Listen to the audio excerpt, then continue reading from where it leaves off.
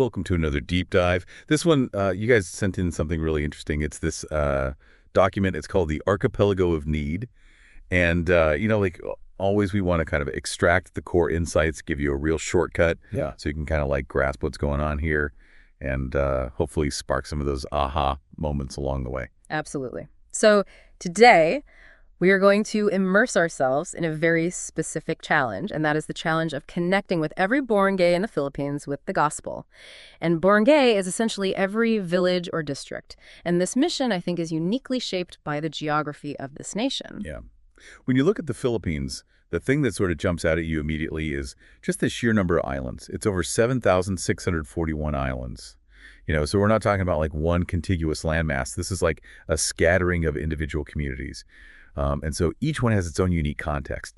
And that's where that geographic reality, I think that's kind of the bedrock of everything we're going to be exploring here. Exactly. So the mission for this deep dive is to really understand the layered challenges involved in this endeavor.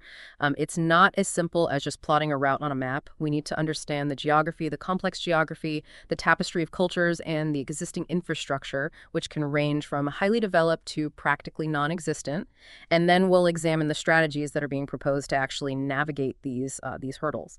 Okay, so I think the first and most obvious piece of this puzzle is the geography. We're talking about over 7,000 islands. And the document really does. It paints a picture of each of these islands almost as its own little world. And it's not just that they're separated by water, right? But it's also the terrain. It's the actual physical terrain of each of these places. Yeah. What's so fascinating here is the document details some of the tangible barriers that are faced. So, we're not just talking about being surrounded by the sea.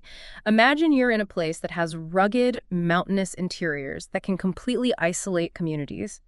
Getting to some of these places is no easy feat. You might have to travel by foot.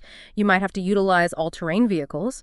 In some of the most extreme cases, the document even mentions the necessity of aerial support. Just think about the logistical planning that requires. Sounds like a logistical nightmare, really, to coordinate all of that. And then you have, of course, the fact that you've got the ocean itself. It's not always, calm and predictable. The document talks about the strong currents and how unpredictable the weather can be.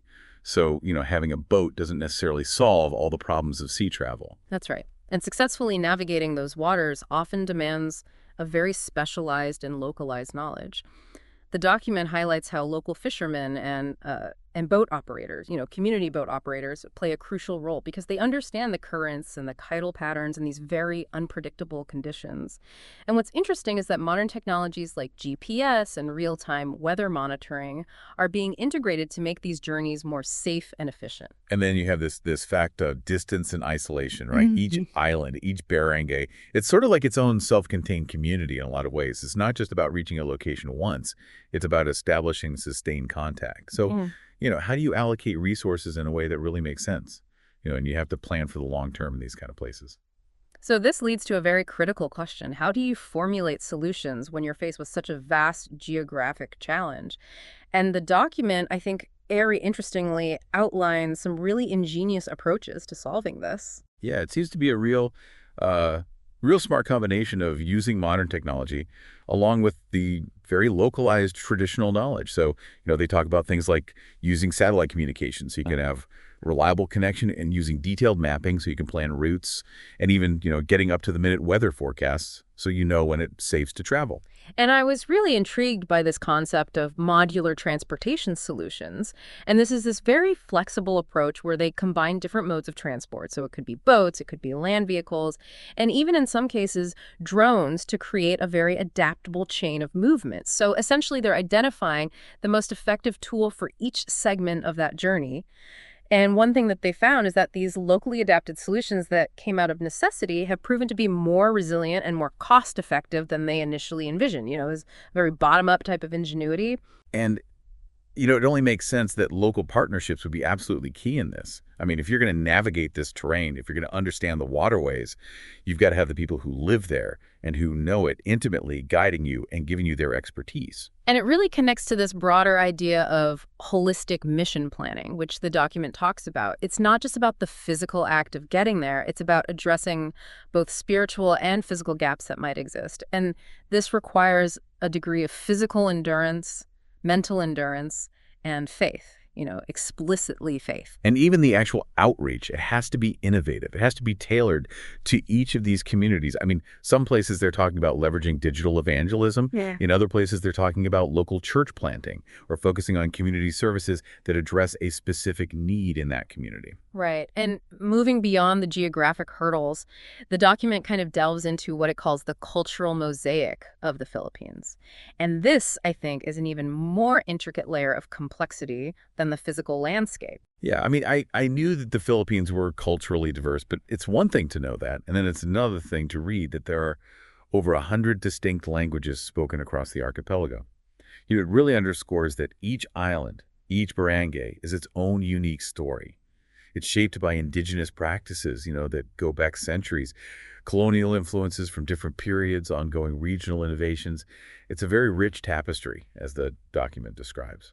And what's really insightful about this section is that it highlights the necessity of understanding the local narratives for any kind of engagement. You can't just have a standardized one-size-fits-all approach in this kind of cultural environment. Yeah, the document really stresses that you have to embrace the local traditions rather than try to impose something from outside. So, respecting the local rituals, the festivals, all the different social customs that they have.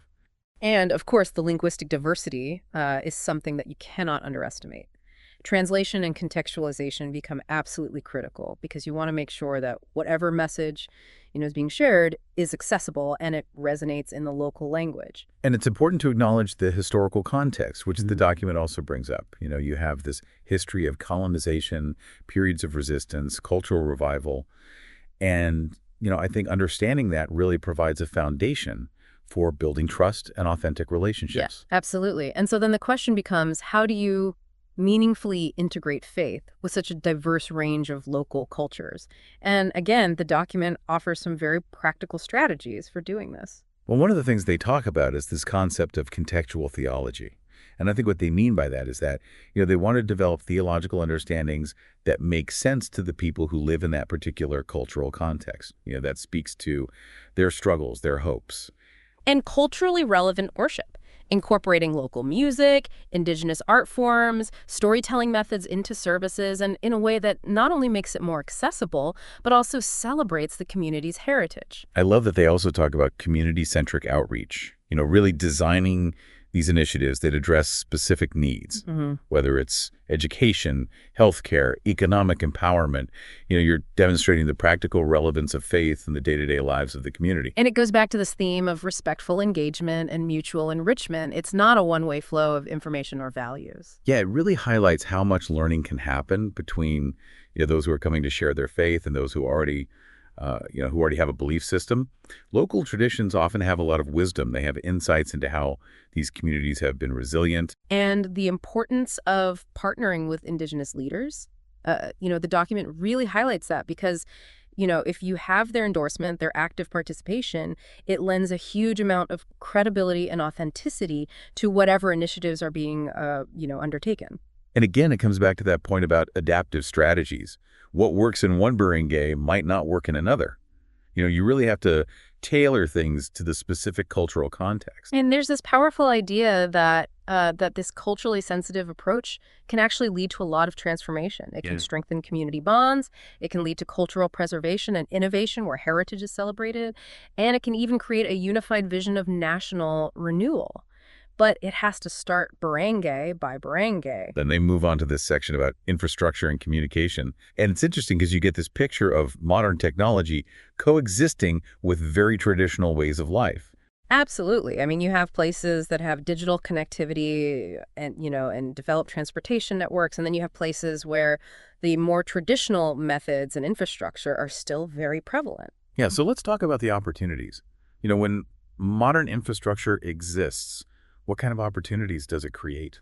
Well, the document points out that things like digital connectivity, for example, can open up avenues for digital evangelism, for telemedicine, for online education, and even just for rapid communication. They're utilizing, everything from social media campaigns to offline digital libraries. And even when you look at things like enhanced transportation, it just makes movement easier. You can move people, resources, information, and it Mhm. really supports, things like church planting efforts or even just delivering community services. And the document even highlights the potential of data-driven strategies. So, now you have this ability to map community needs or track progress using digital tools, which can really refine outreach strategies. But the document's also very careful not to overlook the importance of traditional communication and that grassroots engagement, especially in those areas where maybe infrastructure isn't as developed. Absolutely. In a lot of these communities, face-to-face interaction, community gatherings, oral storytelling, they remain very dominant forms of communication, and they're very much tied to the cultural identity of those places. And the document emphasizes that localized outreach efforts, things like community meetings or using local radio broadcasts, even word-of-mouth communication within these communities that are very close-knit, they can be incredibly effective in reaching people. And it goes back to that emphasis on community-centric solutions, Yeah. where you prioritize local individuals, you respect indigenous practices. It lends authenticity to the work that's being done. So it sounds like the challenge then becomes how to merge these two worlds. How do you take the innovation and merge it with the tradition? Right. And the document lays out some practical approaches to that. So, for example, they talk about tailored outreach models where you might use digital platforms in more urbanized areas and you rely on community centers and face-to-face in more rural settings. Capacity building is huge. Yeah. Making sure that local leaders have the skills to utilize both modern technology and traditional methods. It's really important to bridge that digital divide. And they also talk about the importance of forging partnerships. So working with local governments and organizations can be really beneficial, particularly in terms of improving infrastructure in more isolated regions. Even when you're using digital content, Yeah. you have to be culturally sensitive. Use local languages, incorporate traditions and symbols that are relevant to that specific community. So it's about finding that balance, that delicate balance between utilizing the efficiency of modern technology and honoring the traditions that make each of these barangays unique. So then they move into this section called Beyond the Surface of the Challenge, Intersecting Realities. And this is where it really starts to weave all these different threads together. Yeah. What it really emphasizes is that faith, culture, and geography, they're not operating independently. They're interconnected and they influence one another. And it creates both challenges and opportunities. They talk about faith as a unifying force, but one that needs to operate through respectful dialogue and genuine honor for these local traditions. And again, just reiterating how important the role of culture and tradition is. That it's this rich mosaic that requires a very integrative approach to ministry. And geography, we talked about at the beginning, it's not just an inconvenience. It really is this journey of endurance, and it demands ingenuity and resourcefulness. In language, over 170 dialects, it can be a barrier, but it's also a gateway to deeper connections. You need contextualization, you need to empower local voices, you need skilled translators. What I thought was interesting was how they reframed the barriers as opportunities. The difficult terrain, the vastness of the islands, the many dialects. It all invites a more creative and contextually appropriate approach. And overcoming these challenges collaboratively can actually build trust and strengthen these communities. Then the document shifts to the role of adaptation and resilience. And I think it makes a really powerful connection between the resilience of the Filipino people.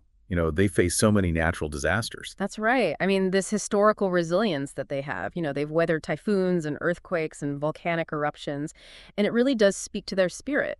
And the document argues that that very spirit can be a source of inspiration for the mission itself. And so they talk about innovative logistics, tailoring outreach to specific realities, using technology like satellite imagery for planning, mobile communication. But it goes beyond just adaptation. It's this idea of transformative resilience. It's turning those challenges into catalysts for problem solving. That's where you see community-driven innovations emerge. Local people are empowered to find their own solutions, to leverage their own knowledge. And underpinning all of this is a need for commitment. You need a long-term vision. You need perseverance. You have to be willing to view setbacks as opportunities for learning. This idea of transformative resilience, reimagining the challenges as pathways for renewal, I think that's so powerful. And it involves investing in leadership, in economic empowerment, in education, in social transformation. And so the final section that we'll look at is strategies for the journey ahead. And this really synthesizes everything into actionable steps. And the first thing they emphasize is local empowerment.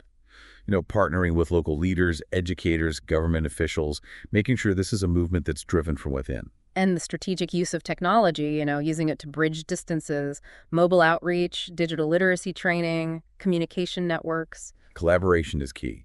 Working with various organizations, government agencies, international partners, and always being culturally sensitive. And they give examples like establishing community centers that can serve multiple purposes, facilitating interfaith dialogue, that kind of thing. And they close by really framing this whole thing as embracing the journey of transformation. They acknowledge that it's a huge challenge, but it's also this incredible opportunity to bring together faith, culture, and community. It really is a journey, one that requires compassion, a strategic vision, and recognizing that every single island and every barangay is a part of this story. So as we wrap up this deep dive, there are some key interconnected challenges that stand out. The geography, the cultural diversity, the infrastructure issue. Kind of strategies to address those challenges. Yeah. Adaptation, resilience, collaboration. And it's clear that the mission is about so much more than just expanding geographically. It's really about understanding and respectfully engaging with these diverse communities. Which brings us to a final thought for you, the listener. How can understanding these challenges in the Philippines maybe offer insights into how you connect with diverse communities and overcome barriers in your own life? What lessons can we learn from this archipelago of need that can apply to the islands in your own life or your own work? It's something to think about.